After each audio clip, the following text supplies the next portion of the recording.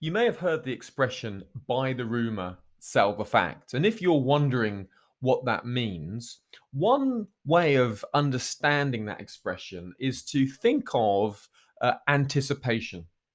Whenever you're anticipating an event, you might get ready for it in advance. So, for example, a silly example, but say you were planning on going swimming in the afternoon.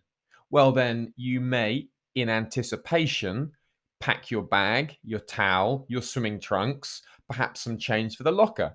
You're anticipating the event. Or maybe another example, perhaps you've been invited to a black tie event, but you realize you don't have a black tie. So you have to go out and buy a suit in the week in anticipation of the event in the weekend. That idea of anticipation is what's behind the expression buying the rumor, selling the fact. In other words, when you're anticipating an event in the markets tend to prepare for the event ahead of time by buying into the rumor. So let me give an example of this sense of anticipation. Now, this is for a sell the rumor, buy the fact trade. And it's a trade I took around March.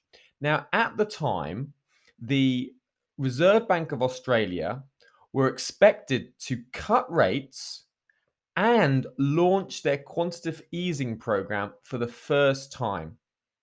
So on the 17th of March, what I was doing was selling the rumor because the US dollar was strong and the anticipation was that Reserve Bank of Australia was going to cut interest rates and launch their quantitative easing expectations. So I sold the position down. Now, come 19th of March, that's exactly what the Reserve Bank of Australia did. But you can see at this point, the selling stopped. Why? Because traders had sold the rumor but bought the fact.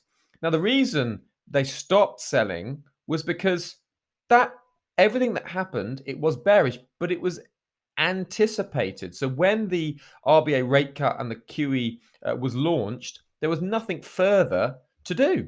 It was sold the rumor and then buying the fact. You can see price actually rallied out of that event. So you understand it's all about anticipation. For these traders who were short, like myself, to carry on going short, what they needed to see was a deeper rate cut, even higher QE program than expected. That's what would keep the Australian dollar moving down. As it was as expected. So I hope that helps you to understand that expression, buying the rumor, selling the fact. Think about it as anticipation, and that will go a long way to getting on the right lines to understanding that particular market phrase and traders' behavior.